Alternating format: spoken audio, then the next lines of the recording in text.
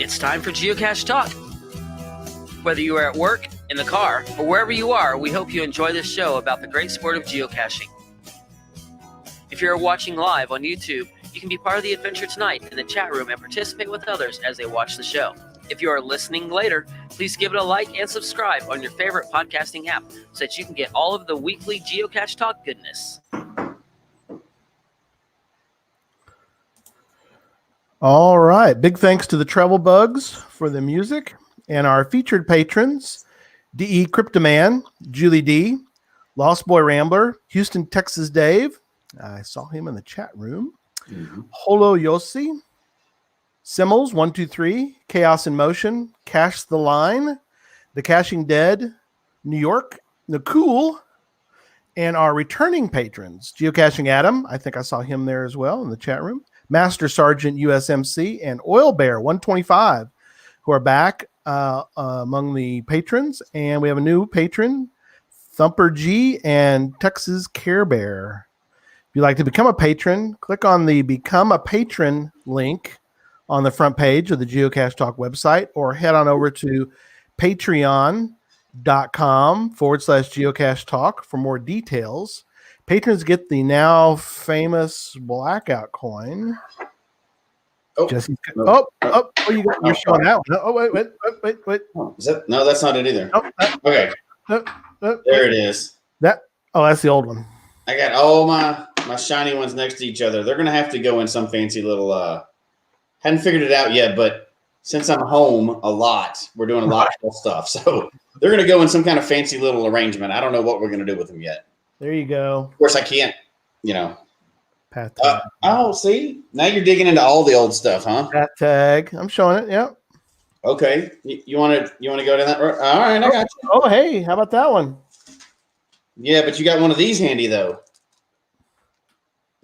Oh, no. You don't. Not handy. That's a good one. Held on to that one right there. Yeah, that's a rare, very rare. The plastic. That's a very rare one.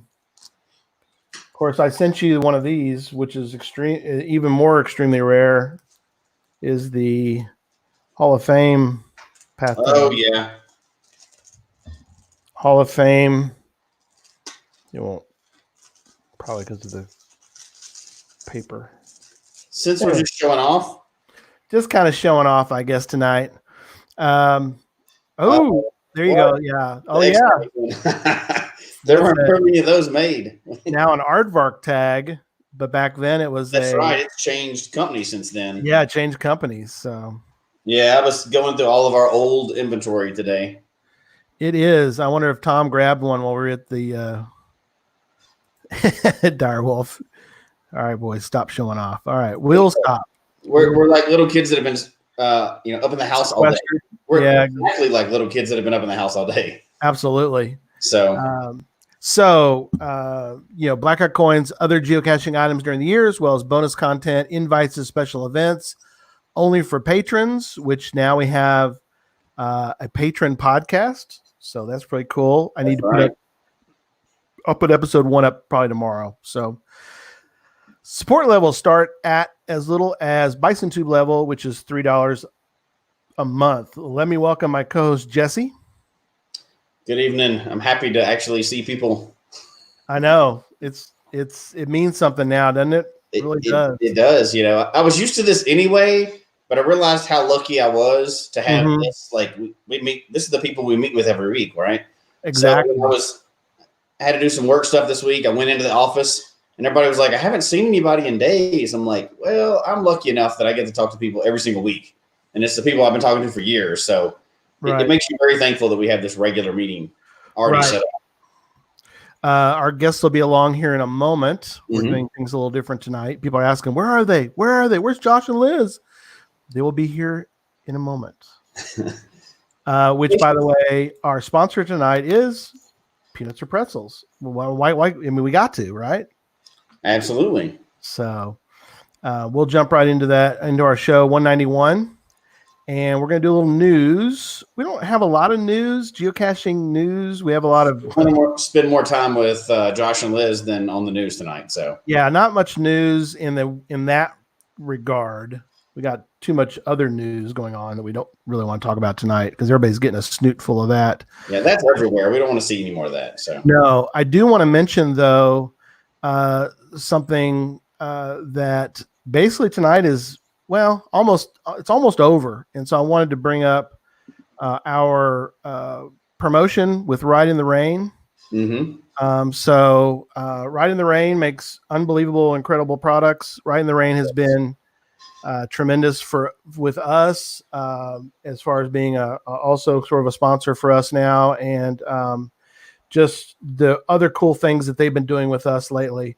And we've got a special going on, and the promo code is there in the notes. It's for you put in the promo code of Geocache, and you will get 30% off of everything. That, my friends, is a discount. 30%, not 10. Yeah, that's huge. Not 20, 30. And so just now bought some products. Some people got like sale items. Yeah. And only after the sale items, they got the 30% off after that even. Yeah, so I did that as well. They had a couple of the notebooks that are perfect size for an ammo can in there on sale. So, and this is it. It's over. At the end of March, it's over. So you got a couple days. So quit fooling around. Get out there and buy and let them know that Geocache Talk sent you. So please review and let them know where you heard it first, which was right here. So maybe not, but at least you got the promo code from us. So instead of a bunch of news, you want to just tell them what's coming up. That's better news. Yeah, let's get into what we're going to be doing soon because we're so much stuff. Up to six podcasts now. So tell everybody what's going on coming up. So on the 31st, so that's the last day that Ride in the Rain is good. Also, right? We have another Gadget Talk episode coming up. Another build. This is a build show. Yep. So, we'll be building that.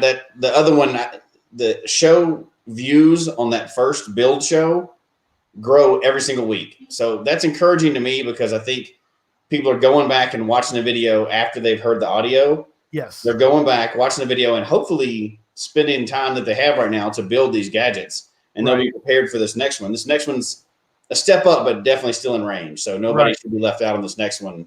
Similar parts. The parts list have been out for a while, but so this should be a good one. So that's on the 31st. Right. And then the 5th, we have placing unusual caches. Yes. And we finally get to see Zach again. Yeah. So Zach will be back for that one. So, and we know he knows about placing weird caches. So SoDakZak will be a lot of fun to have back. We're his honeymoon time is over. It's time to get back to work, Zach. So he's going to help us and talk about that and how to actually do some of those caches. And you obviously you two will be the main people for those shows. That's the fun stuff, right? And then only 2 short days after that, we have on the 7th, we have another Tuesdays with Geocache Talk. Yep. So those are extra shows, which we hope end soon. We all hope end soon because we know why we're having extra shows right now. Right. And extra entertainment during other stuff. We're not even going to mention it. That will go away. The Tuesdays with Geocache Talk. Everything else stays. Yes. The very next day. So we're filling up the whole week almost now, right? I know we the are. very next day is the fourth Geocaching with Kids coming out. And those are great. I've had a lot of fun listening to those. I'm really glad Derek has just swung for the fences with that one. Those are very entertaining. Yeah. Derek's doing a great job with that. And then back on the 15th again, we'll have Geocache Talk Presents 4. Yeah. That is, who is it this time? It's you or me? It's you. Oh, was it me? Okay, yeah, that's right. And we still haven't told him who it was yet. No, we haven't, which is it's a fascinating. We haven't even given them hints yet.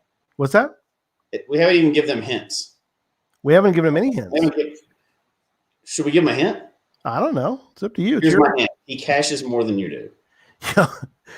That is not specific. That's all. I don't care who you are. I don't care who you are. You don't cache as much as this guy. No, I will bet you money. But anyway, okay. Yeah. You know what? Let's stop stalling. They all came to listen to Josh and Liz tonight. They did, not to listen to us.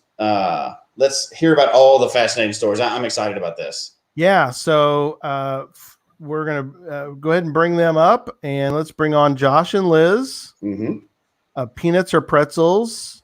Hey guys. Hey guys. Thanks for having us. Absolutely. We were talking before the show about lots of stuff, but it's going to be a packed show. We got a lot to talk about, but I do want to take a moment and go back to the beginning because I went back and did a little more research, and you actually were on a show that I kind of had set up for you guys to be on, and then I wasn't on it. Cache and Release. What number was that one? Oh my God. 15 years ago or something, wasn't it? Yeah, it was Cache and Release number 51. And I was sick and I couldn't be on. It was February 28th of 2016. Yeah. Yeah. And so that one, I really was like, missed it. So anyway, but sort of an interesting note, in case people are wondering, who were some of the people we had on the first podcast of Hope, which was December 4th, 2016. Actually, one of the first guest of the podcast of Hope, which went for 8 hours. Well, that time it went 4 hours, I think. Yeah, that was yeah. It was it was a lot. We had you guys on, which was fun, along with Susan Sarah McClarky at the time, and so, and then of course had you guys on again, show 36, and then I screwed up and didn't talk to you guys for a while. So, but no, life took a big hold of us. We don't know what's happened the last few years anyway. The last few years have definitely been a blur and gone by super fast. And it's incredible. Yeah. The good thing is with you guys, no matter how short or long it is, you always have tons of new stories because of your lifestyle. So that's it, man. That's what it's about, you know? Absolutely. So I guess before we get into some of the other things, tell people where you're at right now. Where are you physically at right now? Physically. Well, currently we are in Navarre Beach, Florida. Cool. We're talking to you guys from our RV, Bernie. In an RV park, like 20 minutes east of Pensacola on the water. That's where we are. We've been in Florida for months, and we were traveling around this region, heading back west. Yeah. When everything happened a few weeks ago, got a little nuts, so we just decided to stay put. Good for you.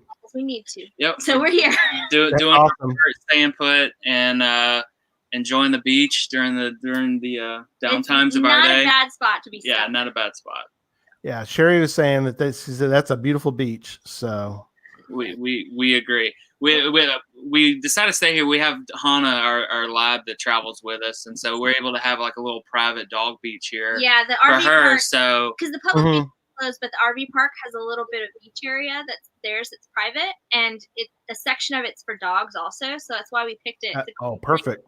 So even though all the other beaches are closed, we actually have a little beach here. That's awesome. Yeah. We are going to get into because I think it's fascinating to travel with a good puppy dog, and also how that works into a lot of things. We talk a lot about geocaching with pets. Some. I guess we haven't done a lot of that, have we, Jesse? We probably not in a long time. Maybe we need to do that again. Yeah, we need to do that. We'll talk a little bit tonight about travel and camping and some of that. We'll talk a little bit about that because you got some great videos with Hana. Do you smell it? Do you smell it? Do you spell it like the road to Hana? Yes. Yeah, HANA. That's right. where we came up with it. Yeah, she's named after Hana, Hawaii. And she has her own Instagram too, so she's got a little following that we started when we adopted her. We she's a rescue dog that we while we were in Denver. And of course her parents are marketers, so she has her own Instagram account. That's awesome. She writes it. I help her out and type it out. That is awesome. Yeah. I've watched the video a couple times with Hana, Road to Hana, because Susan and I did the Road to Hana, which is fascinating for people who, if you travel, it is a unique thing to do. Now, I did it. Did you guys drive that? Yeah, we drove the whole thing. We actually ended up in Hana. We ended up camping. Yeah, we camped on the Black Sands Beach. We camped. We were lucky. One of our friends that actually lived in Maui. On Maui, we had a tent and everything needed to go camping, and so we actually camped in Hana for a night or two. Wow, that's awesome. We cached along the way, and that was the coolest stuff. Caches we got. Was on that road. That was our first legit 5.5. Yeah. It's still one of our top ones that we've ever gotten. So there you go, Jesse. Road to Hana, D5. There's a lot. Yeah, that's my kind of cache. That's awesome. Yeah. So I want to go back a little bit and let people kind of a little bit to know about you two, because some people may not. I don't know how they can't, but I don't know how they don't now. People. But just in case there's a brand new cacher out there. In case there's a brand new cacher or person out there. But I want to read this and get y'all's response to this. But this is from y'all's website, peanutsorpretzels.com, which we'll talk about here in a moment as well. But here's from your thing. Who knew a cup of coffee would bring these two travel nuts together? Having traveled to nearly 40 countries, we've enjoyed everything from sleeping at the base camp of Mount Everest, traveling in our RV, exploring our U.S. national parks, frequenting Disney parks around the world, and walking inside a volcano in Hawaii. But still, nothing compares to watching our travel dog, Hana, run on the beach. Over the years, our friends and family would come to us for tips and advice to plan their trips. So think of peanuts or pretzels as your way to get the scoop for your friends who've already been there. That's great. Yeah, to say you guys travel a little bit is not quite right. Well, yeah, it's honestly what brought us together. Before, when we first started dating, about 4 months into dating, we took our first trip together, and it was to a wedding in Ireland. And we had just started caching a little bit before that, because that was a great way to get to know, to see how she was with puzzles and great way to figure out if you're compatible. Yeah. All right, let's take her on this trail and let's go do a little bushwhacking and see how she handles it. That's right.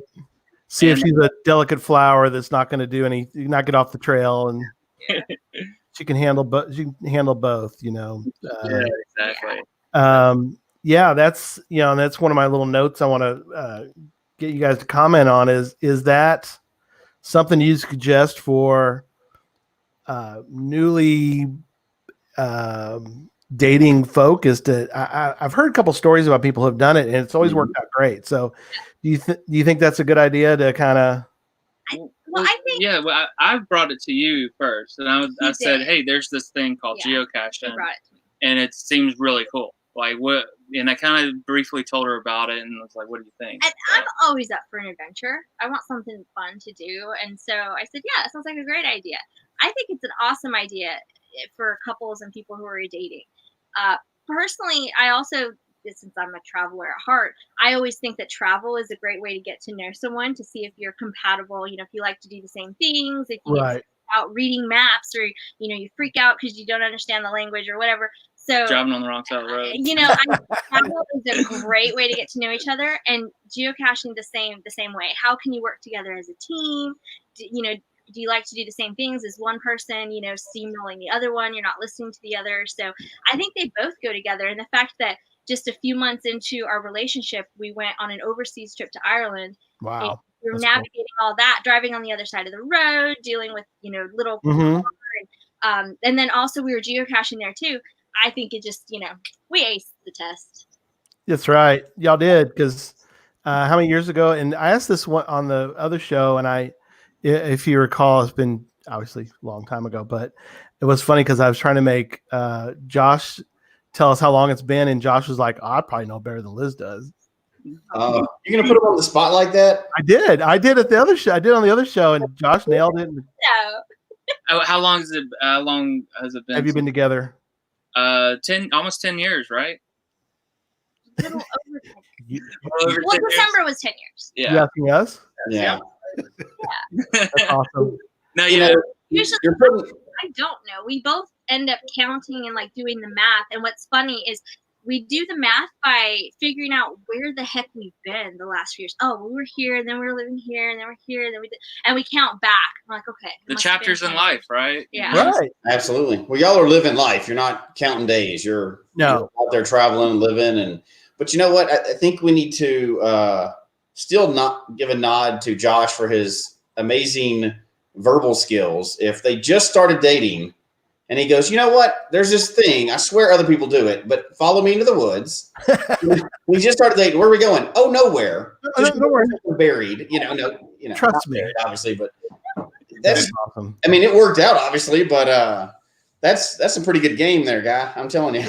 Well, I was for that. I was at my job. I was parking in the same parking spot for years, and a friend of mine came up and was like, "Hey, help me find this." And I was like, "What is it?" Oh, it's something called geocache, and it was on a guardrail right in front of where I parked at for years, and that blew my mind. I was like, I've been here for years, and I'm just now finding out. I was like, wow, where else could they be? And then I started looking, and then the wanderlust in me is like, ooh, they're overseas and everywhere.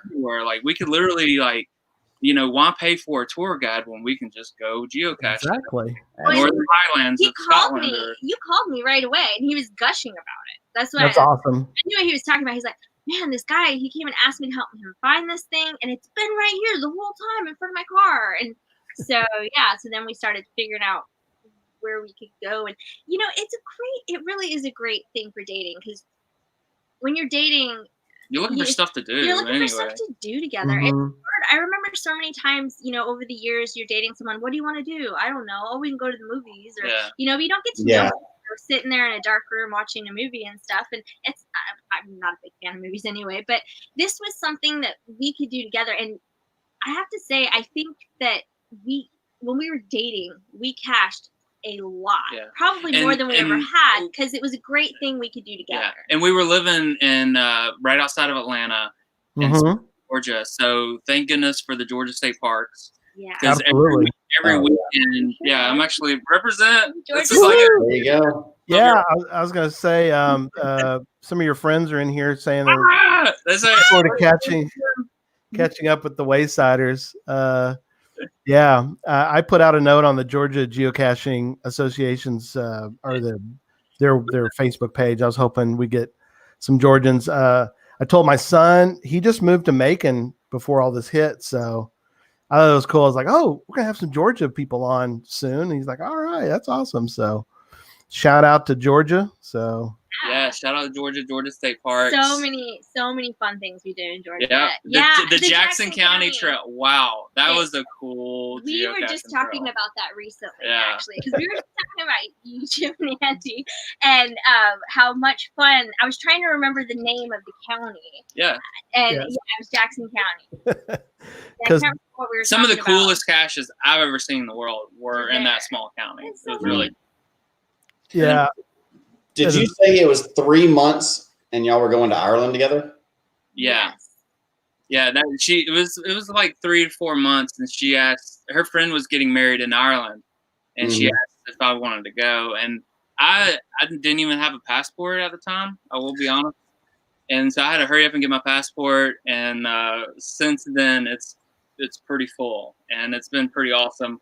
But yeah, that was kind of like our first. Well, when we went on our first date, the week before I had just gotten back from Hong Kong, so that was like a huge talking point because he asked me what I had done lately, and I said, "Well, I just got back from Hong Kong," and he's like, "Wow," it really got his attention, and so he asked me, He's like, "Who'd you go with?" Who did I go with? And I said, "No one. I just went by myself." And he's like, "Well, why did you go, for work?" I said, "No, I just felt like going to Hong Kong, so I went."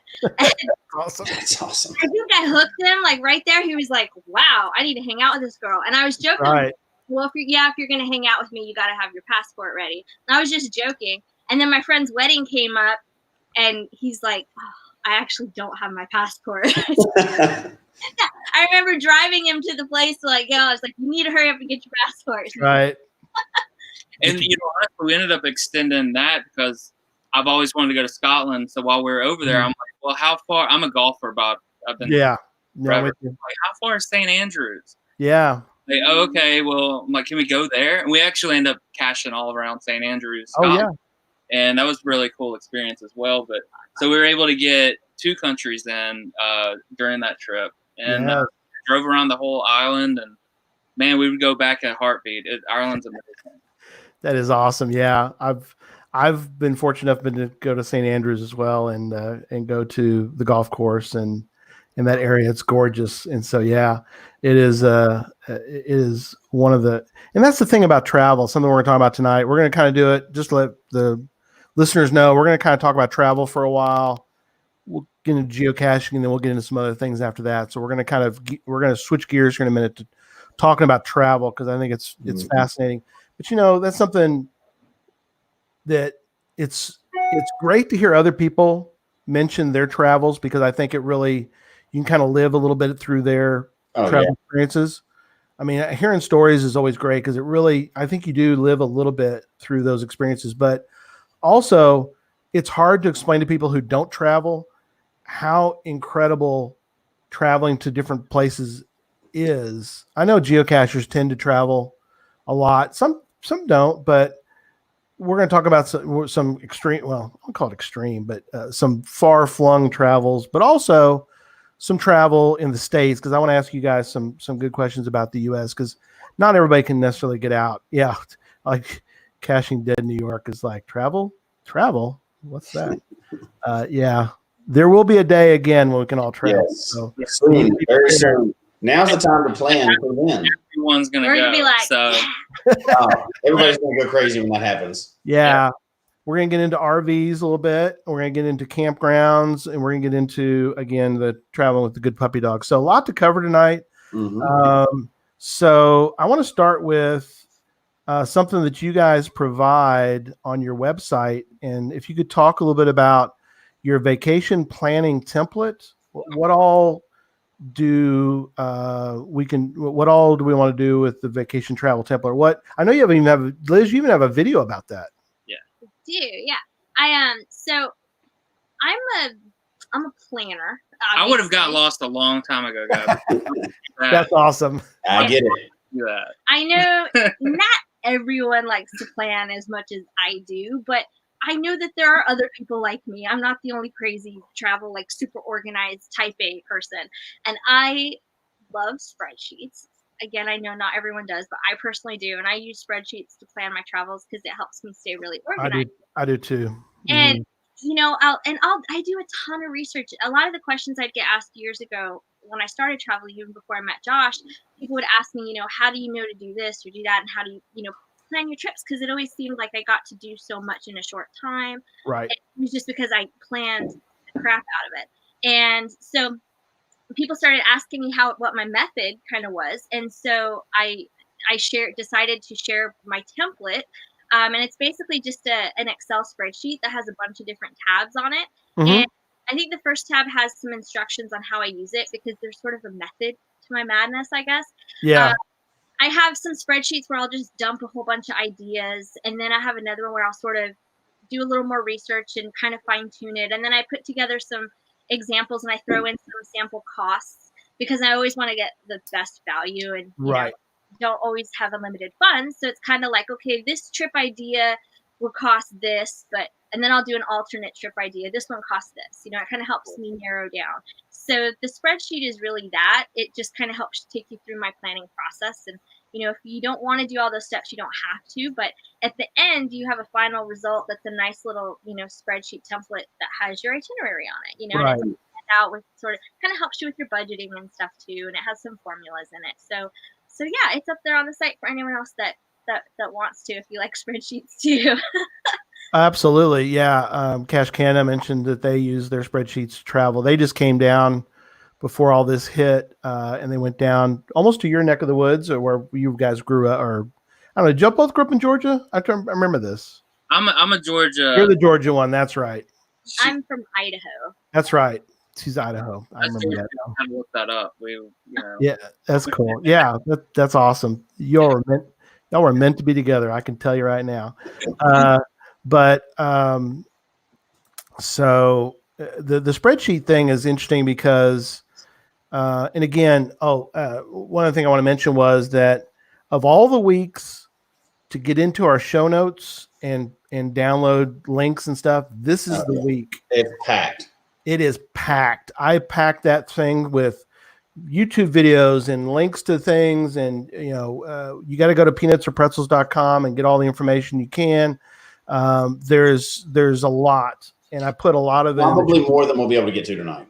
Yeah, we won't be able to get to it all. We got it all in there either way. So yeah, but it's all in there. So there's a link, obviously, but you can go to peanutsorpretzels.com, and on the front page you've got the travel planner. So that's awesome, you two, to have that right there for folks. I do want to switch gears a little bit. A lot of gear switching tonight, but I want to talk about when you are traveling.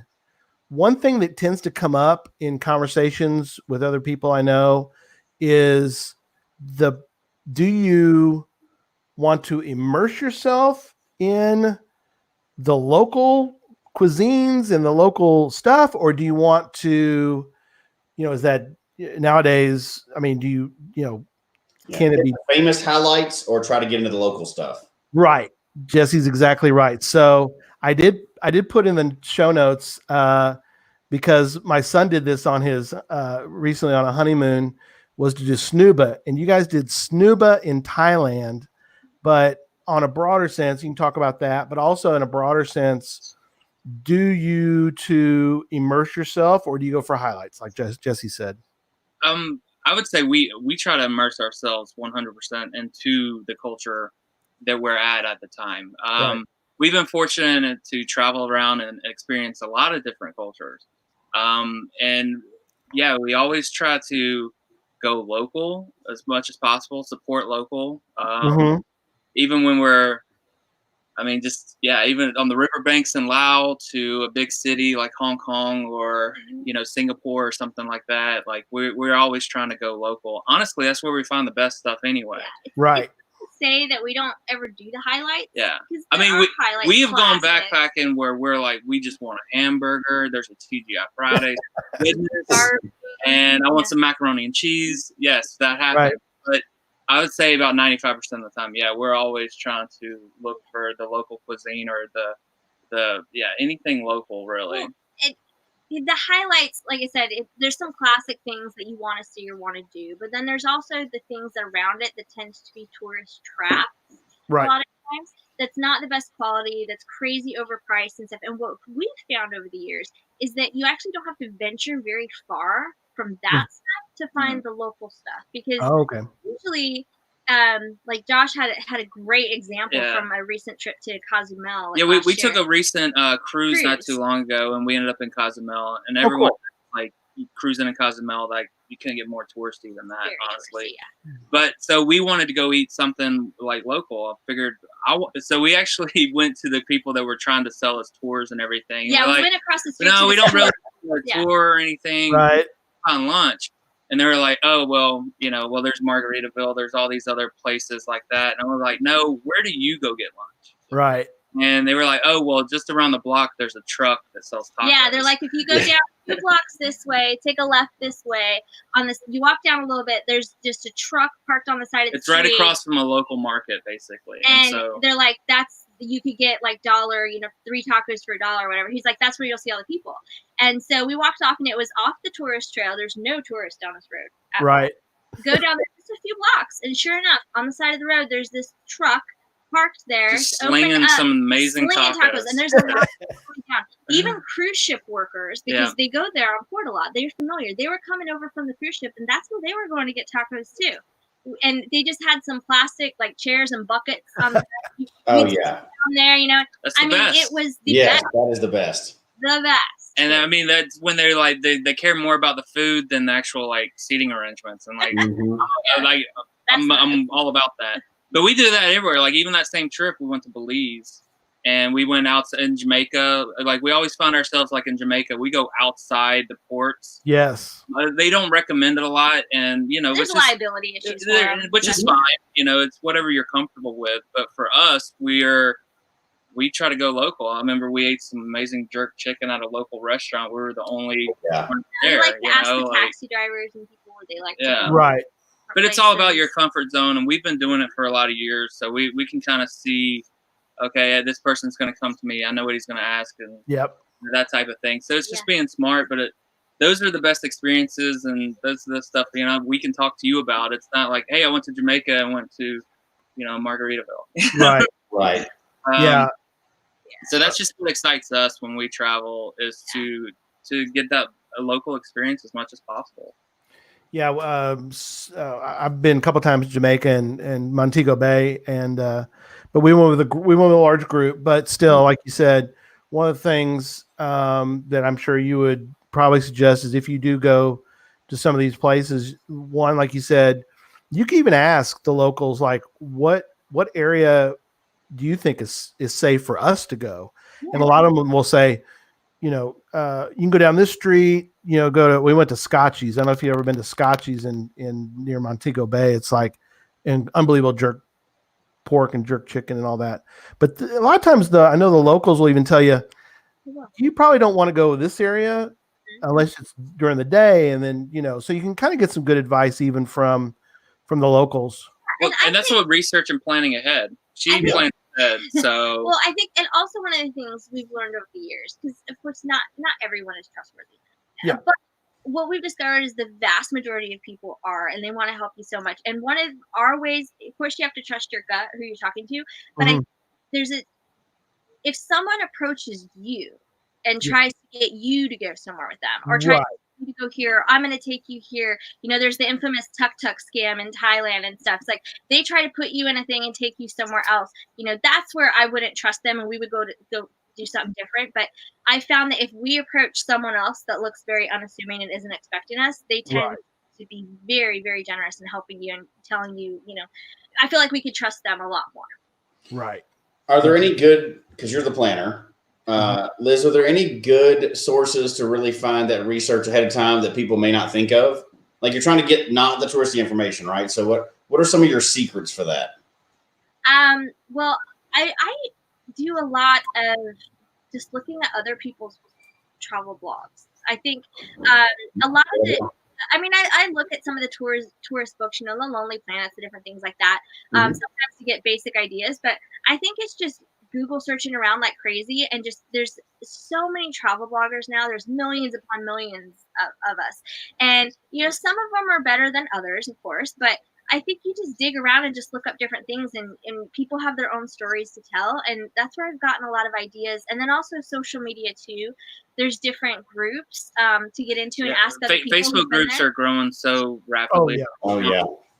So that's a lot to get like honest opinion. Reddit's also a good spot too. Who else has been there? What would you recommend? But I think mainly we just kind of go around. We look at other bloggers. We kind of gather the information, and then we kind of break it down, kind of like our way of like narrowing down. Like 4 out of 5 said this. So that type of thing. And sometimes I look up alternatives too. So for example, when the most recent cruise we went a couple years ago to Jamaica, we wanted to go off the ship and go do some stuff in waterfalls, and a lot of people go to Dunn's River and some of these others really popular. So I was doing some research about alternatives and other waterfalls and the not so popular ones. And I was actually on YouTube and I stumbled across a couple others that were less popular. This Blue Hole, although it's now becoming more popular, Blue Hole, but not that many people had been there. Cruise ships don't take tourists there on excursions, so that will already keep a lot of the crowds away. Right. So it was a different place that we could go and have a really cool experience. And when we went, the weather wasn't that great. We were honestly one of like 3 people there. Wow. Yeah. So the patron brought something up about reaching out to local cache owners. Have you ever done that? Yes, we have actually. Yeah. Local cache owners. There was a guy in Guangzhou, remember we met? He was so awesome. He was actually the one hiding some of the caches because there weren't many there. And so giving us all, in fact, he took us to a really cool restaurant to get this like local delicacy, like pudding, kind of like this like milk kind of pudding. Right. And he was so awesome. We went out with him a couple times actually, and he took us around. And he would create gadget caches around the city, so we were seeing all these like caches pop up, like new cashier is the same person, and so we reached out to him and we were like, hey, we need to be friends. That's awesome. Like let's cache in and like, dude, I've seen some of your caches. They're really, and they're gadget caches, so that's even better. They're really fun. And then we became friends, started taking us around and stuff like that. In Hong Kong, because we were really close, we lived really close to Hong Kong. We would travel down there, and there were tons of caches down there, and a great little community down there as well. And we actually did some meetups down there. Yeah, big and group. So we were meeting other cachers through there, and actually hearing about, oh, well, you need to go to the Devil's Backbone hiking trail. It's like, what's that? And like. Oh, it's amazing hiking trail. Like, you what's need to your go favorite to, beach to go to? The locals would Yeah. It was nice to some of the other cachers in the community and get some of that advice from them too. Definitely. No, that's great. Other than you. Oh, that's a good question. Yeah, what is your favorite geocaching friendly country to visit? That's a good question. We were talking about that before the show. I think. Hong Kong was great because they had a amazing community down there. Tons of caches. I know they've had a lot of things go on since then. New Zealand's a really cool caching community. I feel like that's like on the rise. When we were there for about a month on the South Island, and there's caches. There's some beautiful caches everywhere. Right. But I know that they have like they started coming up with doing events and things like that. Another one, Singapore was a pretty good one. Because it's a little bit more Western style, more Westernized. As far as community goes, because there's different places where we cached, where we got some epic caches. Right. Community, I have to say Hong Kong was like the coolest. They would have meetups, and they would be all the time. Well, it was so international. So like one meetup we went to was probably like 30 people. Right. And they were from all over the world. And guys. man, we had just went to one of the last block parties, and so we would meet all those guys, and we were able to get tags and everything, and so they were just all like in awe about the tags, and we were showing like our geo coins and things like that, and that community was really great because they were from all over.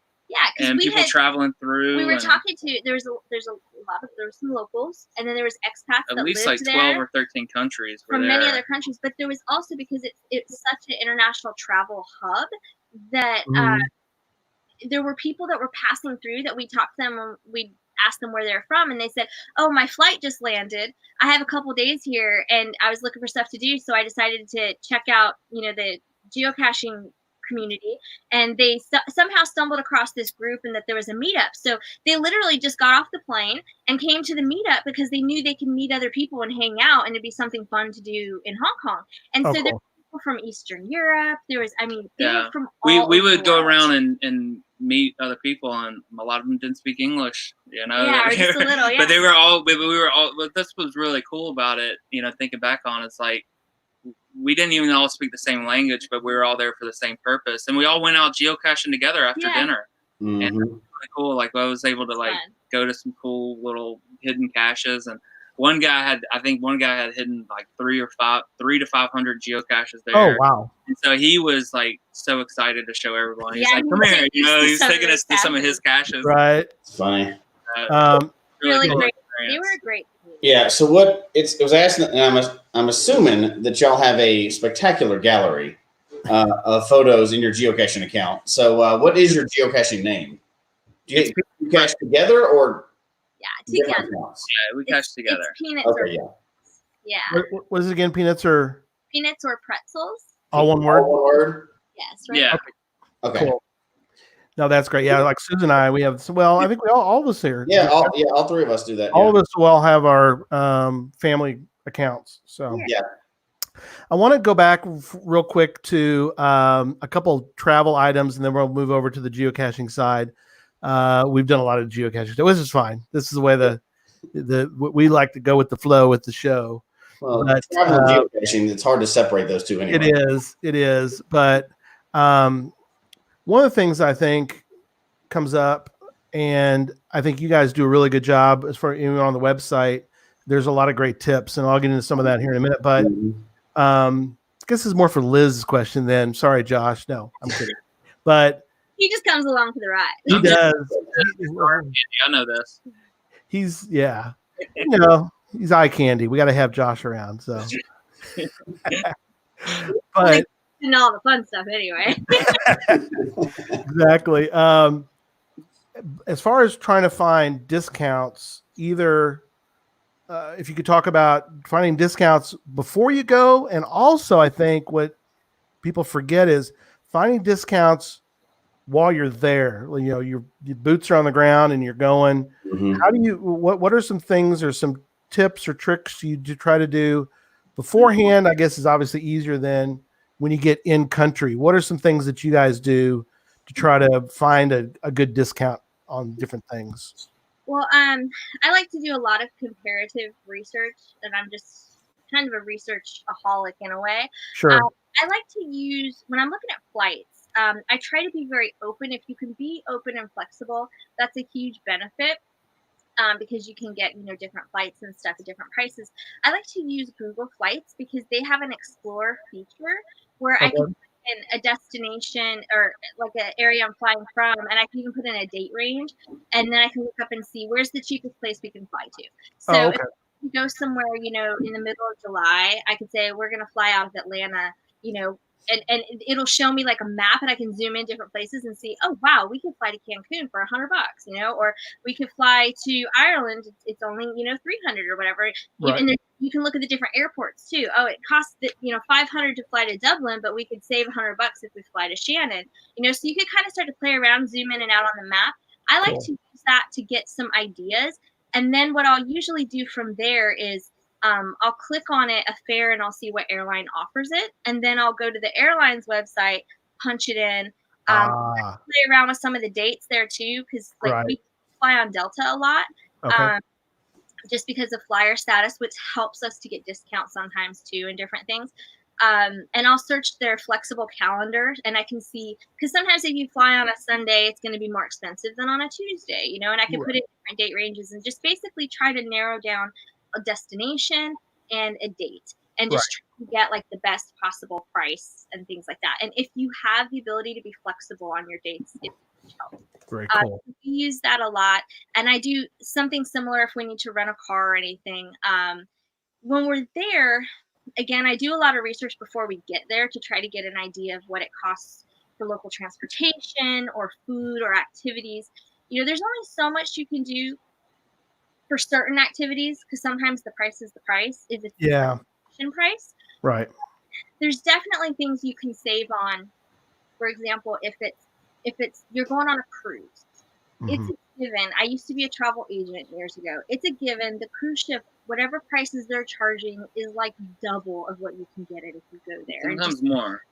It's just what it is. And so, you get a convenience, by booking through them, and they supposedly vetted, all of them, and these are their trusted partners, and there's something to be said for that. But oftentimes we'll do some research in advance, like when we went to Grand Cayman, and we knew that we wanted to go swim with the stingrays. Well, the price that the cruise line was offering was super expensive, so we just said, to heck with it. We're going to get off at the port. There's going to be tons of local tour operators. If you go outside the port, of course they tell you not to, but that's what you do. Y'all are going to follow that rule. So we go right outside the gates, and there's tons of people with signs and stuff, and they're offering the exact same tour for a fraction of the price. And see that it's We've a little done bit that more many local because those are the people that didn't get the big contract. Didn't get the big. Oh, gotcha. Right. They're still run their companies the same. Sometimes it's the same company, Yeah. like, so it just depends. And Of course, you have to trust your gut. I mean, maybe there's some that seem a little sketchier than others, but we've never had a problem. We've gone on some awesome tours, and like that one in Grand Cayman, we went out with these guys.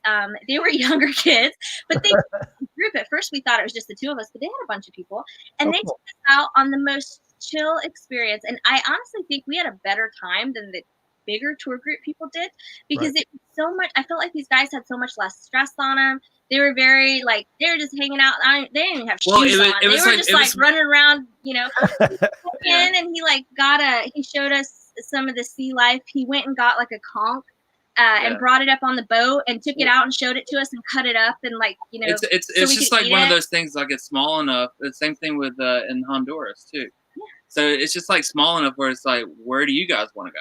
Yeah. I want to go there. Yeah. It's like, okay, let's go. Yeah, we've been on some where they asked us where we wanted to go, and we said, well, where do you recommend, and what should we do? And so that has helped as well. And we saved a ton of money that way too. And honestly, I feel like a better experience by going that local route. Mm-hmm. Same thing within in Honduras too. Like we decided not to book something, but we knew that we wanted to go snorkel diving, and so we kind of we went to the beach, and we got a local taxi girl to take us to a beach, and instead of taking us to one, she actually took us to 4 different beaches and let us choose the nicest one we wanted to go back to. Yeah, and it was like picking it out. And this was like, we're not supposed to go outside the barracks or whatever. Right. And so we got our taxi. She's like, well, this one's going to be like this, da-da-da-da. But this one, it's like, let's go to this one. And then took us to another one and so on and so forth. And then we ended up like hooking up and going snorkel diving with like just the two of us. We could see cool. Was out there, and I knew a bunch of people were going snorkeling and diving, so it's a very popular destination for that. And I really wanted to go. And we were on this beach. These local kids came up to us and they said, hey, do you want to go out? And they had a whole kiosk and stuff, and they were taking people out. They said, do you want to go out to the reef? And I said, yeah, we'd love to. They charged us $10 a person, $10 US dollars. That's it. Right. All the stuff. We hopped on the boat. It was literally just Josh and I and these two kids. They had the music playing. They just spoke a little broken. What kind of music do you guys like? Yeah, they had broken English. I had broken Spanish. They took us out there. We hung out. It was very, it was supposed to be for an hour. I think they let us stay out there for like an hour and a half. The reef was amazing. That's cool. We come back to the cruise ship later, and we're at dinner with some friends and asked them what they did. They went to a beach and went snorkeling, and they paid like $100 and some dollars a person. They paid like $100 and something a person. But we did the same thing, and we paid see Michelle on, who's in Australia right now. So it's I don't know. It's probably Monday afternoon. It's like Thursday there right now, I think. Well, yes, this is a Thursday. No, last Thursday or next Thursday. It's next Thursday. They're in the future, so. I always ask Craig how things are in the future, but Craig did a trip 2 years ago now where he rented y'all have probably seen these. They're vans that, there you go. It was an escape camper van. Yeah. We saw a lot of those in New Zealand over in his neck of the woods. Oh, okay. But they're like a little camper vans. They're like minivans that are like on steroids. They're converted. Converted basically. Yeah. Right. But that's a neat idea because he obviously it's kind of one of the things where in that time too. Yeah, and there's that. If correct me if I'm wrong, but I think I'm hearing from you guys that there's some things you can plan ahead, but you want to have some flexibility because like Craig planned ahead. He got this camper van, and he knew that he could take that all the way across. He planned ahead. He went all the way across the U.S. But knowing him and knowing you guys is that there was even though he had planned some of those items, he had some flexibility where if something came up, he could go, oh well, I'll go do this, or it's kind of the same thing with caching. I think is. You kind of plan your caching route, but yet you could do, some different things as you go. Is that kind of what is that sort of I would say a mantra of you two that you get to, wherever you're going and you kind of like, we have this plan, but if we need to go over here, if we find something cool and we feel like it's a good idea. Stay flexible. The flexible part is the adventure part, in my opinion. Right. It can help you save money sometimes. Yeah, the unexpected things that happen in life are the exciting parts, right? Yeah. Well, I think there are usually some things that we have that we know are must-dos. Right. And when I'm planning the trip and I'm using the itinerary, I'll put in the must-dos. Right. And sometimes you can't change that price, and so we know, you know what, that's just going to be what it is. We don't have time to fuss around with negotiating or find it cheaper because we know we want to go, so we'll do that. But there's other things where we're more flexible and more open, and we're just wanting to see what presents itself and what kind of deals we could find. So yeah, we've done that. We tend to mix it up like that. So flexibility seems to be a key, but I think something that we haven't hit on tonight, but it kind of reading between the lines, is you seem to have an ability to communicate no matter where you are. So you said you're broken Spanish, but you've been to, y'all are full-time travelers, and you've been to, I don't even know, on your website it says 40, but I don't even know what your number is now, like countries, but you can't speak that many languages, I'm sure. So how are you able to comfortably communicate no matter where you are in the world? I always try to go by at least like 5 phrases, because when we spent time in like Tibet and Laos and Thailand and all over these countries, and it's always like the 5 things. It's you be respectful, number right. 1. If you're respectful to anybody anywhere, you're gonna be okay, I think. Right. One of the things is always like thank you. Well, of course it's like hello, goodbye, thank you. Bathroom.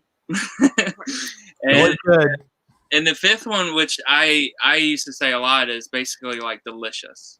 So I would cool. Meant the chef. That's neat. Just like, and then maybe sometimes I'll learn a little bit more like, oh, I'm hungry, Roy, like right. I'm hungry. Countries, depending on how difficult the language was or not, we could learn small phrases like how much. If you can learn something like that, if you can learn any of the numbers, that's helpful. So we would try to have a mix. Some things we learned really well. Some things we had a little cheat sheet, or we had our phone to try to remember how to say that. Body language it's amazing how much you can actually communicate without using words. People will there's so much pointing. You're just like a 2-year-old toddler. You're pointing and making noises and rubbing your stomach or doing right. But it's those little things that are delicious. Like when you're able to say that to like a mom and pop that have their restaurant and a little stand that you're on the side and you eat it and you're able to speak in their same language. Like just the look on their faces of like, oh, like that me like, yeah. Like, that's awesome. Compliment you in another language that you didn't think we knew. And everyone I saw the question, like a lot of countries speak English too. And Darwin even was asking. English, they want to practice their English. So right. We traveled all around China. That people wanted to practice their English. It's like, well, I want to practice my Chinese, They're really excited to practice their English. So, we rarely got into any situations where there was just no communication could happen at all. Usually we could communicate somehow. And even if we had to resort to showing a smartphone or using an app, we're very lucky now. And when I started traveling a lot of years ago, we didn't have near as much. But now you can just, fling out your smartphone and, sometimes you can say things into it and it'll just translate it back. So right. Little Google Translator. There's apps too, like you said, Liz, where you could get that'll do it also for you. But pronounce. I've had some where I just had to I could hit a button and have it, and I put it up to their ear. You listen to this because I don't know what's going on here. Southern slang, I would just butcher stuff over and over. But it's the attempt. He's trying that they appreciate credit for the attempt. Yeah. So a couple items for people that don't know, we are going to talk a little bit in a little bit about the fact that this is a full-time job for you two, which is for some people it's like dream come true. I know for you two it's dream come true, but yet we got to do some work Yeah. to get it done. Got a 24/7 vacation. I promise you that. Right. Which is interesting because you have to kind of juggle where you don't feel like it's always work, but yet you don't want to feel like you're on vacation. It's very hard. It's something we've never mastered. There was times when we were in Asia where we felt like we were stretched too thin and we were doing bad at both. We felt like we were being bad travelers because we were working too much or we weren't putting in enough research. We were getting, tired of some of the places. Oh, it looks like the same temple I've been to a million times. Oh, this is the same 400,000-year-old temple. But then, oh gosh, like jaded, and then we feel like we're being bad travelers. That's the most challenging part. And we are together 24/7. We live together. We work together. We're married. Right. That in itself is a feat for some. Right. I met many people. They're like, I could never work with my spouse. It's not all sunsets and rainbows by any means. Right. There's been many times when we're like, okay, we've been working 15 hours a day for 5 days straight, and we haven't left and hardly showered because we're so busy. Right. And we realize this isn't what we signed up for, So It's hard. Well, and early on, because you guys, we talked about a few years ago, is you moved to Asia, but you were teaching, so it was a little different because you weren't really full time with the travel side of things, and then as time went on, I know you guys been able to sort of transition to full time on the travel and the digital media, which we'll talk about here in a little bit. But it's an interesting combination. I know, and we're going to talk a little bit about more U.S. I think some people, I don't want the people listening to the podcast think we're going to talk just international. We're going to talk a little bit about the U.S. travel as well for the U.S. folk. We like to try to juggle. Jesse and I always try to be really good about keeping everything on the show. We just had an international guest on last week from Spain, which was fascinating to hear the stories from him about geocaching in Spain. And I know I love talking about all your international travels. But we are going to talk a little bit about your RV travels back in the States a little bit. That'd be fun, and talk about that. So we are going to get to that. But let's kind of wrap up a little bit about Asia. Number one, go back and listen to some other shows where we did kind of went extensive, but you just came back actually from China in December. So I guess let people know what your experience was during sort of the initial COVID-19 breakout when you were over there, and what your experiences were in the November, December timeframe, and then coming back and then contacting all of your, sort of extended family, those folks over there. So give people kind of a perspective of a person that was actually there. Well, for when last time we spoke with you, we had just gotten back. I guess it was like 2016. Yeah. Y'all were just coming back to the States. But during that time, our Pop Digital Media digital marketing company, we took on a big client that was based in Beijing. So we actually, within 3 years, we traveled 18 times back and forth. Wow. So about 6 times a year. I think for a few weeks at a time. A few weeks at a time, and then come back, and then we worked to prepare for the next trip. And so we had people all over China, based in all different parts of China and stuff, that we would place for jobs and things. And our coworkers, we were really close to them. They're very family oriented in China. It's just the culture. So it's just a much closer, even though it's business, it's very much like family. So we're very close with all of them and our coworkers and everyone. So we, our last trip over there was around December. And so when we came back was right when everything kind of went, they basically locked down right before Chinese New Year. It was going to happen.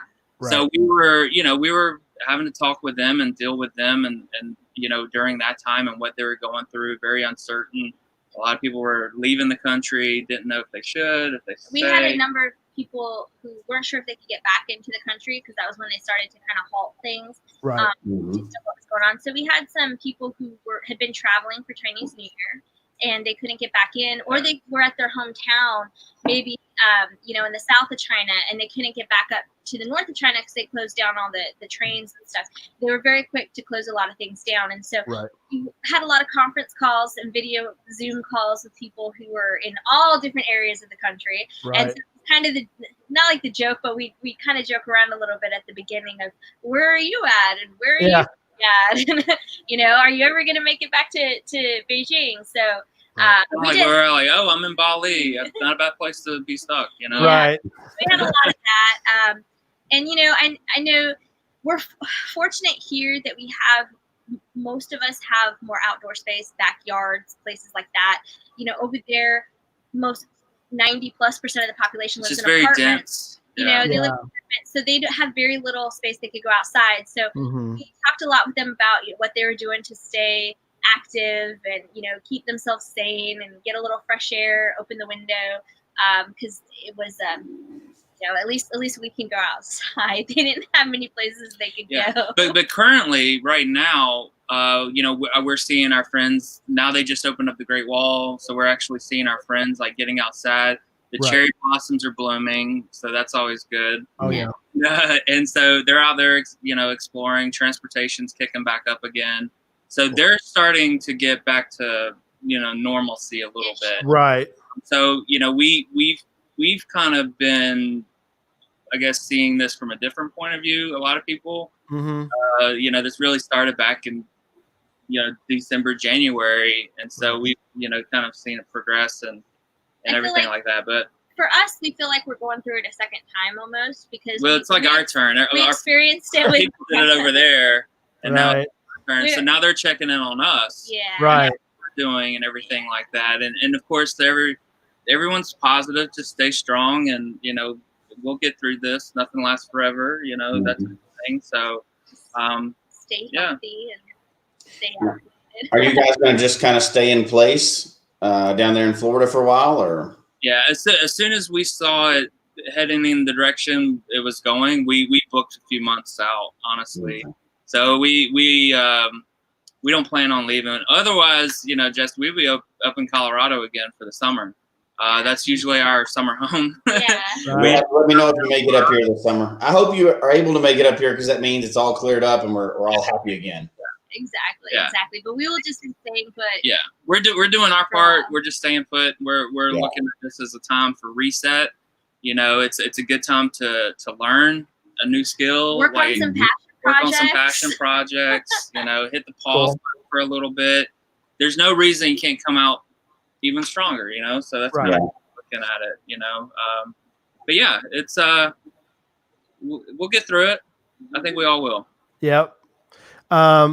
Let's talk about something that's kind of fun. It's something that I want to have Jesse comment on too, because it's a video you did. It was in Colorado, or at least you published it recently. So I want to show a little bit of the video and get your perspective on it. This is sort of the camping side of travel, and so let me bring that up, and we'll kind of do it together a little bit, and it'll be fun because it's, I don't know, Jesse, you have to talk about how far. I've been close. What's that? I said I've been close to where we're about to show. I've been close to this, yeah. So let's show a little bit of this, and then I might, we can stop at any point and kind of talk about it. But hey everyone, welcome back to the channel. In today's video, we're going to talk about our favorite hot springs camping spot in Colorado. I love the opening, by the way, with you two. Yeah. And Hannah. Well, that opening is like most people's lifetime highlight reel. I know, isn't it? It is. Who doesn't love a good hot springs? I know that we absolutely love going and soaking in hot springs. And one of the great things about living in Colorado is that there are so many hot springs to be explored. In fact, there's a whole hot springs route that you can take. And really, it would take you a few weeks to actually visit all the different hot springs in Colorado. All right, I got to ask you a question. Well, I didn't even know that. Yeah. I live here now. Right now, I live here. I didn't know that they're. Oh my gosh. You got to look. You got to do some reading there, buddy. You got to check out the peanutsandpretzels.com website. Check all that out. I will, and I didn't even know that about my own state. Although I will because I know my wife is in the chat room right now because she's been bullying me the whole episode. I'll tell on her now. She jumped in the first hot springs we went to in Colorado was up in Steamboat. She jumped in and had all of her jewelry on still, and liked to die because it was all silver stuff, or what, I don't know. Here's what I know about jewelry. I don't know. I know what I'm told to buy, right? But it all immediately. So here's a tip for everybody. It all immediately turned a color. Like it came off immediately because luckily it was real stuff. Right. So she was testing. It was panic immediately. So we had to go to a jewelry store. Like everything stopped for the whole vacation right then. Because I think it was just a bracelet, I think, if I remember right. And we had to immediately go to a jewelry store and get it all clean. So when you go on this tour, take your jewelry off first. Exactly. Yeah, I wouldn't have known, but I mean, apparently I didn't know there's a Steamboat, Yeah, the one in Steamboat's one of our favorites. It's Strawberry Hot Springs. Strawberry Hot Springs. Yeah. Yeah. That was the one up outside, like in the mountains, right? Yeah, it is. It's in the very northwest section of the state. It's out by the mountains. It's kind of a small town considering how famous it is, right? Yeah. It is. We love it. Actually, I would love to live there. It's amazing. But Strawberry Hot Springs is one of our favorite hot springs to go to because it's just so like natural and set back in the woods and everything. It's our absolute favorite. This past summer, we kind of went. Well, we did go all over Colorado for about 3 months, and we went to Pagosa Springs, which is another just little town in Colorado, and we used to go to Idaho Springs all the time. I'm sure you guys we lived in Denver, so we just go out there. One. Yeah. And then we found this one that's right next to the Great Sand Dunes National Park. And we love national parks. We have our passport book. We get stamps everywhere we go. We take awesome. everywhere with us. And so we were able to find this hot spring that actually had an RV campground right next to it. And so 2 birds with 1 stone is kind of how we thought. We're like camping in the sand dunes are right here. Got the hot springs here. We got the RV, and so we found that little gem of Colorado. Oh, that's awesome. Yeah, we'll show a little bit more of the video here in a second. But that's a sweet ride behind you there, you two. Is that what you're currently rolling in, or? Yeah, that's Bernie. Bernie. We're Avalanche fans, so there you go. Right. We name all our cars ladies. So her real name's Bernice. Bernice. But it's a 32-foot Class A Fleetwood Southwind that we have, and so Class A's are kind of like the bus style. Okay, right. So that has big windshields. It's kind of like driving a bus, essentially. That's awesome. Yeah, and then we have our Jeep Cherokee that we pull behind her, so we're able to take little adventures everywhere we go now. When we first got the RV, we had a Class C this was a couple RV. Years ago. Yeah, a couple years ago, and we didn't have a pull car, so we took her out west and everything, and then we realized we need a car so we can go out exploring because 32-foot RV in certain places, or get through an RV or get through a drive-through in the. Yeah. You want to do that in a Class A. You want to be able to have something else to ride in. So we definitely took that Class C places we probably should not. Exactly. Sketchy situation. That's the way y'all roll. That's okay. We're like, okay, we need to have a car that we can tow. And then we had gotten one, and we did what they call chasing, where because we didn't have it set up to tow. You have to have certain cars that can be towed, and there's different ways you could tow them. Kind of a lot of info there to learn about. We were very shocked. We thought, well, we'll just get a car, put it in neutral, and tow it. Yeah, we learned fast. That's not how it works. So for a while, we even did a whole trip to California and did the whole California coast. And cool. We just, one of us drove the RV and one of us drove the car behind it. Right. It worked. Wasn't ideal. So we were very excited to then get a proper car and then get it all hooked up so we can now just super easy for us to connect it and we just tow it wherever we go and then unhook it and drive around. Right. It's great. All right, let's show a little bit more of this. We'll talk about more of this because it's awesome. And recently, we were actually planning a trip to go out to the Great Sand Dunes, a national park we've always wanted to go visit, so definitely check it out.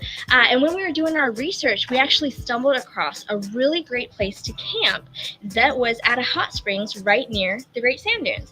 It was called Sand Dunes Pool. And these pools were awesome. As soon as you walk in, you check in, and then you go run and do a cannonball right in the pool. That's what I did. Or you could just scope it out a little bit before you jump in. So they actually have a big family pool here at the Sand Dune Hot Springs, and it's for all ages. It's a good temperature, I'd say. It's not super hot, but definitely if it's in the middle of summer, it's going to feel a little bit warm. They had an additional hot pool as well that got pretty toasty, and we were there during the summer, so most people weren't in that pool. It's not really made for cooling off. Yeah. It's for relaxing and chilling. Yeah, but it was a very large pool. It had a kiddie area. They also had some diving boards. And what was really great about it is if you kept walking back throughout the pool area, it actually opened up into a huge grassy area. So people would go picnic. They had a basketball hoop, different areas for lawn games and things like that. So you could just hang out all day long. They even had a little stream. Yeah, the stream was out. really cool, huh? So one of the things I think people always kind of wonder about is when you go on these kind of trips, we know that you're kind of doing both. And this is, I guess, where the dichotomy, like you're talking about, Liz, is that you want to enjoy it, you're in a sense, you want to kind of get away from the RV in this case, whatever. But at the same time, you're trying to gather information. Do you try to take notes afterward to be able to provide people? Because I know one of the things that we haven't had a chance to talk about or really get into is your travel guides. And by the way, your travel guides are unbelievable. I remember when we were going to have the 14er, and I was like, oh, I'm going to check out your Colorado travel guides. Like, oh my gosh, this is awesome. So do you try to enjoy it and then research it, or you or note or document it, or are you doing it as you go? Well, I'd say that it's a little different if we're doing a video or just a blog post. Okay. So we've never really gotten too big into videos until recently. We started trying to get back into it again, because when we started, we were doing videos, and this was many years ago. We're talking like, I don't know, 7 years ago or something. If you go back on our YouTube channel, you'll see some of those old ones. You could tell what the heck we were doing. So we attempted to do video. It just wasn't really our thing. We weren't feeling it. Really an awesome experience. We loved being. And so we started doing more of the blog. I fast forwarded. I want to get to the other part. Go ahead. Okay. So we started doing more of the blog stuff. And what was great about the blog is that I could gather some information ahead of time. Yeah.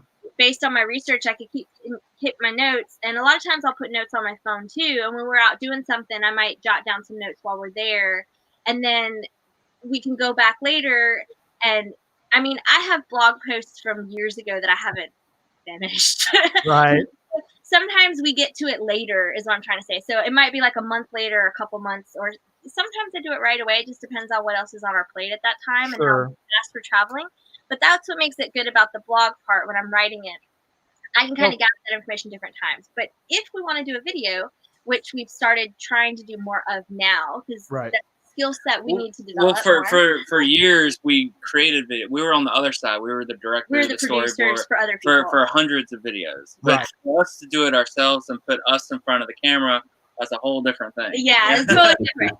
But so now we started trying to do more videos again, and that requires much more advanced planning so that we know our shot list and our storyboard and stuff. So we actually try to plan a lot of that out in advance. Cool. And when we go to the place, we just get whatever shots we need that we know will fill the story the way that we want it to, and any other extra stuff. And then we try to put the camera down and enjoy ourselves. Because I like to joke sometimes. I say that we're not really great bloggers sometimes because we want to enjoy where we're at. And there's many times when we forget to take pictures, like all the time. We forget to take pictures or forget to take the video. Oh, crap, trying to enjoy ourselves, So we try to compartmentalize it a little bit so that we could, okay, we're done. Now we can relax. Right. Well, I want to introduce another member of the Peanuts or Pretzels family. So let me show a little bit of this part right here. and have you comment on. Being able to go in and out of the hot springs anytime, as much as we wanted. And it had great cell service there. And it was just a whole lot of fun. I even think Hannah enjoyed it too. I think Hannah had a blast. This was probably one of her favorite fun trips, being able to go to the hot springs and then, of course, the sand dunes. Wow. Yeah. So, Hannah. Hannah. Aw. Aw. Yeah, now she's a big part of our travel planning, honestly. Right. We chose the one reason why we chose the sand dunes there was because it was so dog friendly. Yeah, Sand Dunes National Park is one of the most dog friendly national parks. It probably is the most dog friendly park. Cool. Because it's so open, they let you bring your pets most everywhere. You can't take them inside the visitor center, and stuff like that, but you could take them through all the rest of the park. They'll say technically, because they have to for legal reasons and liability, like you can't let your dogs off leash. And there's wild animals there, so they tell you not to. But honestly, you go out there, there's so much space. If there's no one around, you see a number of people let their dogs kind of run around a little bit. As long as they listen to you, we sort of went off to an area where there was no other people. We let her run around for a little bit and have fun. But she would come back, and then if there was any people came around, we'd put her back on the leash. But they didn't really say anything because there was a lot of space. But it was okay for them just to run around and enjoy the sand dunes. And she had a lot of fun running up and down the sand. A lot of fun. Honestly, guys, like years ago, we would go around, and we still do, like, to travel to go geocaching and stuff. But honestly, I feel like we travel for Hannah. She's been to like 7 or 8 national parks. She's been to the Pacific, the Gulf, the Atlantic. Yeah. My goal is to see where I can take her. Take my dog. Oh, that's awesome. Yeah, I've got another one I want to quickly show that's related to that. So let's do one more, and then we'll kind of again switch gears a little bit as we kind of start to wrap up. Part of your research ahead of time while he's pulling up that video, like how dog friendly the area is going to be. Yeah. Oh, good. All the time, we're always looking. And even parks, because now we have the RV life and we're traveling around the park. It's all about do they have a dog park? And they don't. Well, where's the closest dog park? And things like that. So guys, go on to the blog. Hannah has her favorite dog beaches. Oh, neat. Parks that she's been to. So she writes on the blog. I help her. But she has her little blog section too. So for traveling dogs. Well, that really does. If dog people know this, but it really adds a layer of complications. It's like traveling with kids or anything else. You have to factor that in when you're traveling because you don't want to be stuck and then your dog's penned up all the time and you're out enjoying your vacation. You can't enjoy your vacation if you know your dog's penned up the whole time. Exactly. Yeah. 100%. Exactly. So that's why she's a big part of our planning for sure. Yeah. So here's another part of this is another one. We're switching now. For joining us today, and in this RV video, parks. we're going to give you 5 reasons to stay at Fiesta Key RV Resort here in the Florida Keys, and what we've loved about staying here. RVing in the Florida Keys. Woo!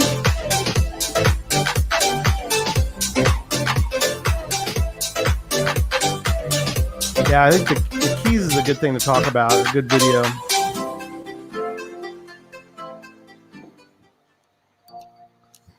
I like you have good B-roll with you too.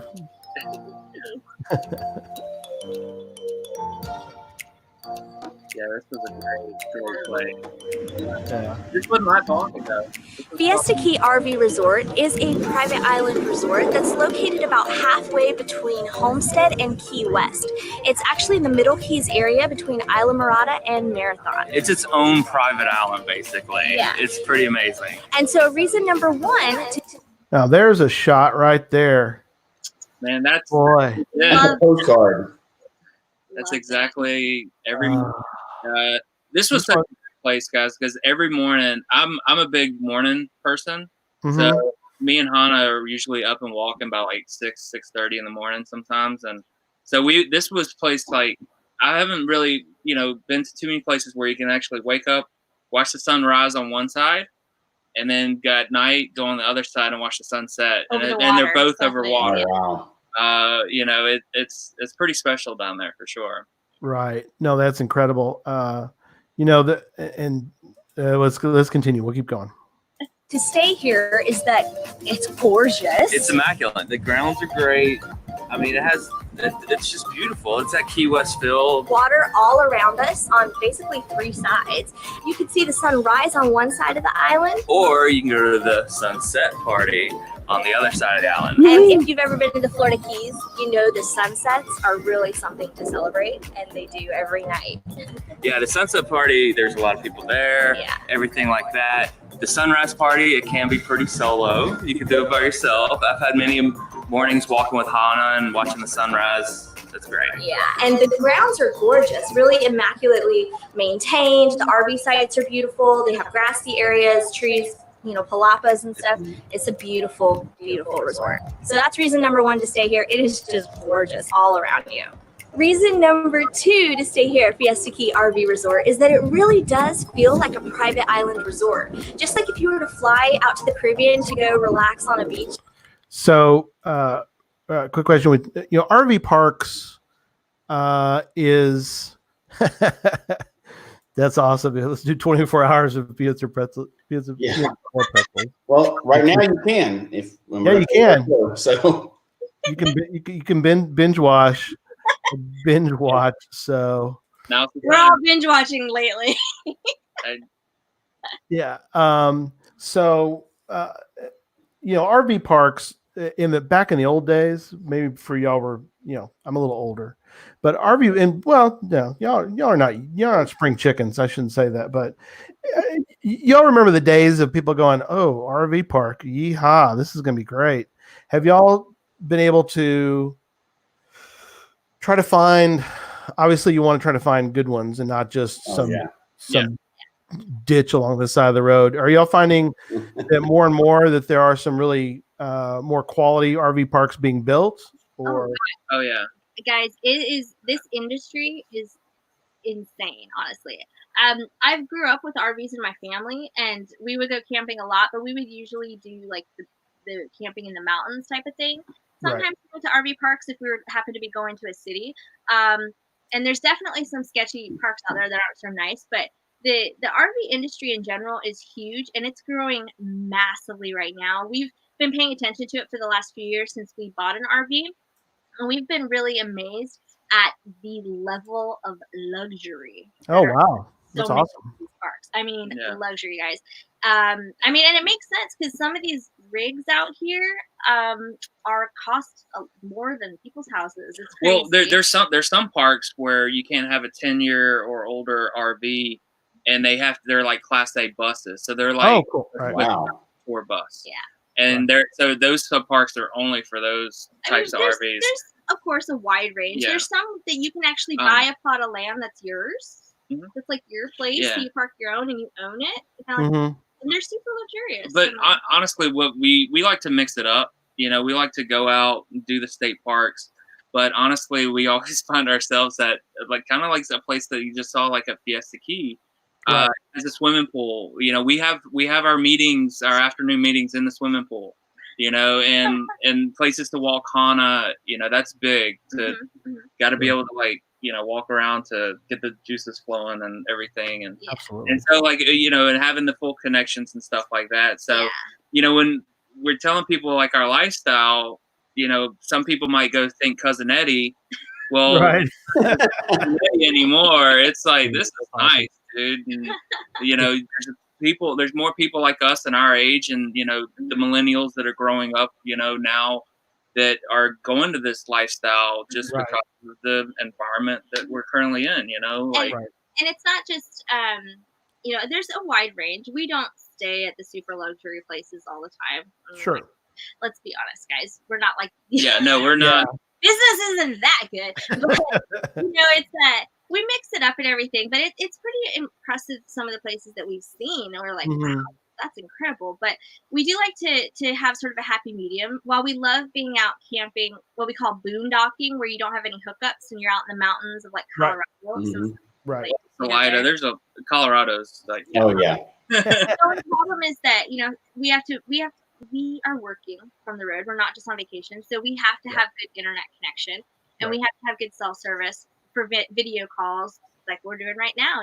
So we have to keep that in mind. So a lot of times we end up going to more RV parks because we know that we have internet connections. You know, we have to think of things like water, fresh water, and all that kind of stuff. So there's planning that goes into it, but there's more and more people that are doing this, you know, that are our age, like Josh said, and are running their businesses from the road, doing their remote work and stuff as well. So. Waysiders are wondering if you're going to be trying to get to Seattle. Are y'all planning to be up in that area in August? Or are you? You know, not sure. We were planning to spend the whole summer in the Pacific Northwest. That was the plan before all this went down. Right.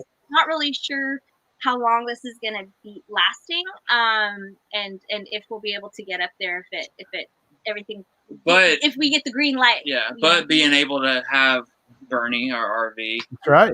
Just have freedom, like, you know, why not at the same time? So we love Seattle. We've ran into the Waysiders in Seattle at block parties there in the past. So yeah, you know, it's definitely a possibility for sure. Yeah, Jesse and I were able to go to Going Caching last year, so we got to be in Rome, Georgia, which was great fun. I'm planning that Susan and I get to be there again, Sons and Macon. So we're going to try to, you know, make the link up. Although it's a few hours away, but still, it's not like Texas to Georgia. You know, it's a little bit further trip, but so let's switch again as we get toward the end. Let's talk a little bit about the website. Let's talk about social media a little bit. And I know people are fascinated or scratching their heads about. I saw one Jesse put up a minute ago. It was like, how do you finance this? It's like, this is full-time business. And I think people, even who maybe have seen or have seen it, maybe don't understand a little bit about it. And we want to talk a little bit about Pop Digital Media and all that. But let's start with, there's a comment that you have, I found somewhere, and I think this is a great thing. It's probably on the website, I think, where I found it, but comment on this statement that you have made, and that is this quote: "We are not hobby travelers with a blog. We are experienced business professionals who have a passion for travel," unquote. That's a good one, Liz. Yeah. It's very true. Yeah. It is. So it really is more of, and we've talked a little bit about the juggling, but as far as from the business side of things, you have built up clientele, obviously Asia and different places. So is that kind of what you've done? Is over time you've kind of because you were doing the videos for folks, and do you have sort of a regular business and you pick up stuff on the side, or is there different contract links, or what is it y'all go for? Yeah, well, so a little bit of background. Both Josh and I we had traditional jobs at one point. We lived we both worked in marketing and different things like that. I worked in corporate marketing for a lot of years, and that's what I went to school and to grad school for also. But my dream was always to have my own business. And even when the internet was in its infancy, I just had this dream. I think I saw an article about Richard Branson, who I'm a huge fan of. Yeah. Him. And it was I was reading an article in a magazine, and he was sitting on a hammock with his laptop working on his private island. And I was just like, that's what I want.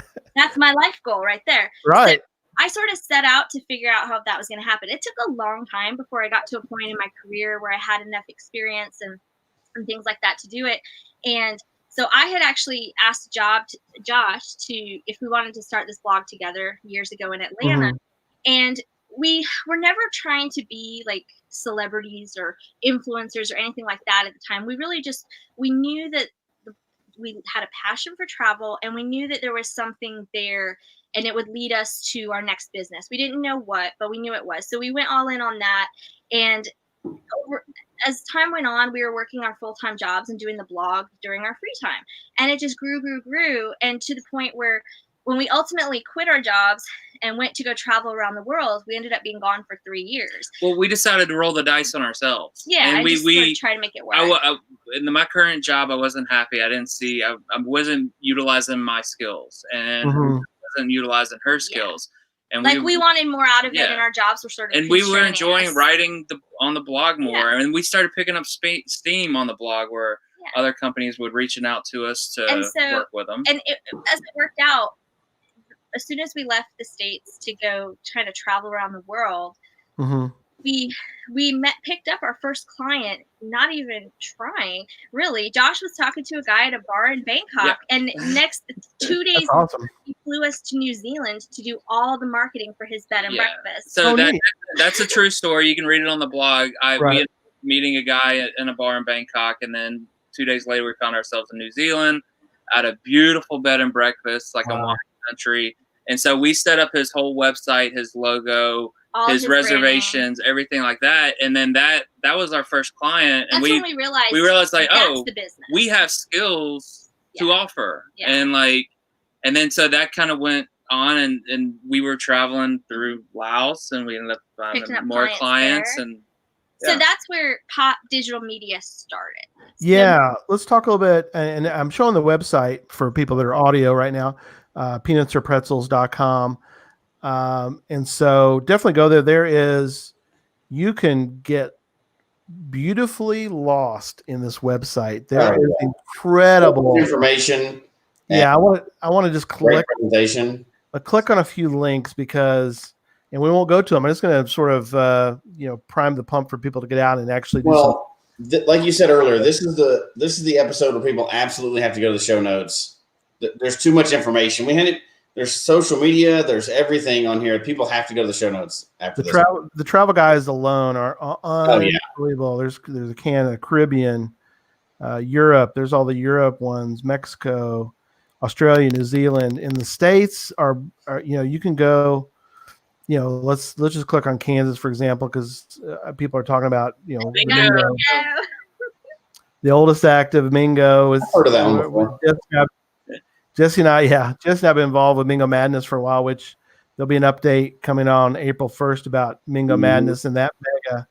But great story here about actually discovering the oldest. I mean, just you gotta go read it. I don't have time tonight. We gotta skip it. So, your interest, your RVs. Disney, there's incredible things in here. If you happen to be on lockdown in your area, get on their website, and next thing you know, it'll be like next Tuesday. There's so much information on there. Awesome. Read for a long time. Rent one, the blog post. I mean, it's just you've got unbelievable. So much information. Oh, it is There's so much more I have to get out of my head. It just takes too long to get it all out there. Well, that was the whole basis of the website, of the blog when we started. It was to help and support other people. Yeah, people were asking us, and I'm like, well, it's easier if I just put it all out there for you. Like what we did, our sample. Like people ask me all the time for our itineraries. So we started putting together our itineraries and putting them on there for people to download because they wanted to just. Sometimes they'd say, I just want to do what you did. It's easier, Yeah. And we wanted to spread the love of travel too. I mean, we were teaching, we had full-time jobs working 40 hours a week, and we were still able to, work out our certain days off and to be able to travel international and go to work Monday morning, those types of tips and tricks and hints and things like that, we were able to get more of a travel, how we were able to save to do all this. Again, we don't have trust funds. We don't do any of that stuff. We're able to save and then get the plan and get the most certain ways to save points here, things like that. We were able to, have these amazing experiences and share with people and, realize you can do it too if you wanted, Yeah, that's awesome. Yeah. Like some of these blog posts are great about the ugly truth, renting a car in Ireland, tips for checking your backpack, 10 reasons for solo travel in Hong Kong. It goes on. It's so wonderful. It is a treasure trove. But yeah, let's talk a little bit about the Pop Digital Media, and we'll wrap up we'll talk about the different social media. But obviously. Pop, peanuts or pretzels. So I'm sensing a theme here. You're sensing a theme. So it's almost like they set it up on purpose. I don't know. Yeah. So I did for branding. Yes. Our corporation is Pop Enterprises, so I guess we just keep it all under. Awesome. The blog came first. The blog. Yeah. The blog came first. But tell people a little bit about Pop Digital Media. I ran across it, and I wanted you guys, and you were obviously willing to discuss. But what is that, and sort of in just a basics for people, and maybe what all you're doing with that side of things. Yeah, well, it is like we said, when we started traveling, and that guy met us in that bar and asked us to come do all the marketing for his bed and breakfast.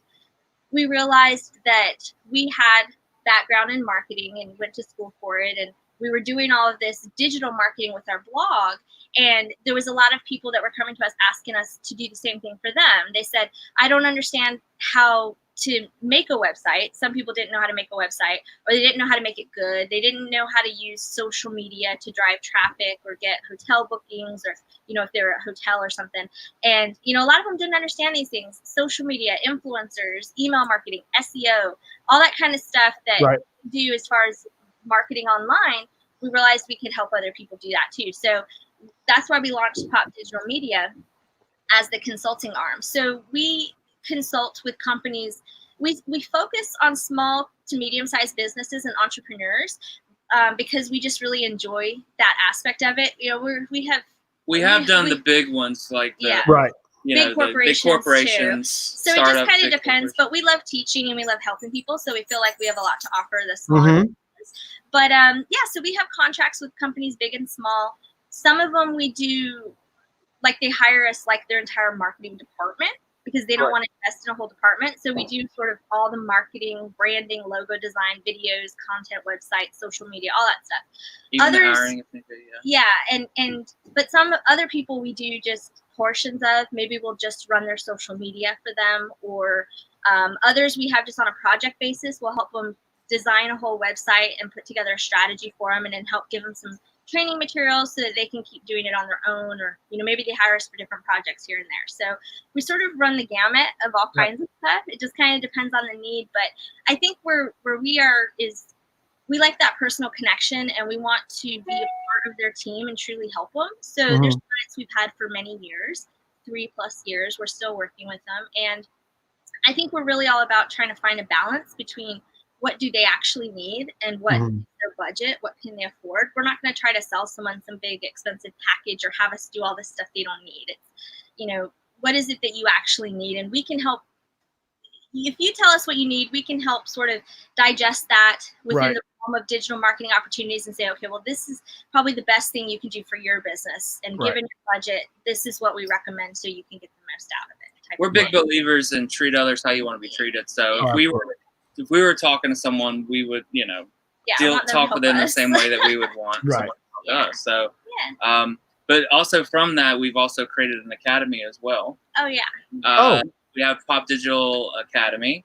Cool. And we're able to help business owners in a way that we can give them the 101, but if they want to take it to the next level without necessarily having like a full-time consultant on or whatever the case, we created Pop Digital Academy, which is online learning resources. So that cool. Like if we had a client who wanted us to come on site and do a workshop with their team and train them all about branding or SEO or something, obviously that's more expensive because it's a lot more of our time. But we've taken that same information and put it onto an academy, because we have a lot of people that ask us for that, but they have a lower budget. So now they can get a lot of that same information if they can kind of do it themselves, I guess, sort of a do-it-yourself model. So we're building more of that to help, again, those small to medium business owners and entrepreneurs that want to learn this stuff too. I think it's important for you to learn it as well. Oh, I hear Hannah.